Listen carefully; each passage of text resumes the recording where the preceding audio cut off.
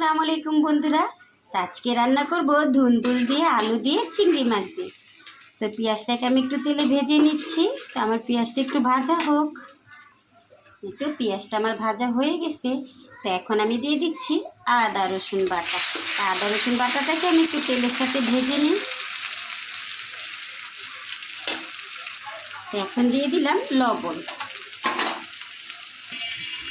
দিয়ে দেবে একটু পানি। পানিটা দিয়ে আমি এখন হলুদ, মরিচ, ধনিয়ার গুঁড়া দিয়ে দিচ্ছি হলুদের গুঁড়া, দিয়ে দিচ্ছি মরিচের গুঁড়া, দিয়ে দিচ্ছি ধনিয়ার গুঁড়া। এখন আমি মশলাটাকে একটু ভালো করে কষিয়ে নিব। মশলাটা আমার কষানো হচ্ছে। এখন দিয়ে দিচ্ছি 2-3টা কাঁচামরিচ। তো মশলাটাকে আমি আরেকটু কষিয়ে নিই। মশলাটা আমার ভালো করে কষানো শেষ। তো এখন আমি দিয়ে দেবো চিংড়ি মাছগুলো।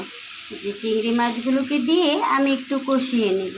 একটু চিংড়ি মাছগুলো আমি একটু দিয়ে নিলাম। তো এখন আমি একটু কষিয়ে নিচ্ছি। এই তো চিংড়ি মাছগুলো আমার কষানো শেষ। তো এখন আমি দিয়ে দিব সবজি, আলু আর ধুন্দুল কেটে ভালো করে ধুয়ে পরিষ্কার করে রেখেছিলাম। তো এখন আমি সবজিটা দিয়ে দেব। এখন আমি সবজিটাকে একটু মাছের সাথে ভালো করে কষিয়ে নেব। বন্ধুরা, যদি আমার ভিডিওগুলো আপনাদের একটু ভালো লেগে থাকে তাহলে আমাকে একটা লাইক, কমেন্ট, শেয়ার করে আমার পাশে থাকবেন বন্ধুরা। তা আমি একটু কষিয়ে নিচ্ছি। এতে আমি একটু ভালো করে নেড়ে নিলাম মশলাটার সাথে। তো এখন আমি একটু ঢেকে দিব। তো ঢাকনাটা আমি একটু উঠিয়ে নিচ্ছি। তো এখন আমি তরকারিটাকে একটু নেড়ে দিচ্ছি। তো আমি পানিটাকে আরেকটু শুকিয়ে জিরার গুঁড়া দিয়ে নামিয়ে নিব।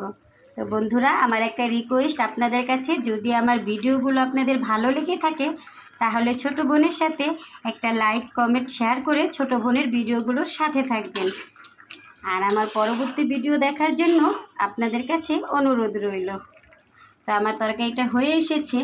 আমি একটু জিরার গুঁড়া দিয়ে নামিয়ে নিব। তো দেখা হবে আমার পরবর্তী ভিডিওতে বন্ধুরা। আসসালামু আলাইকুম।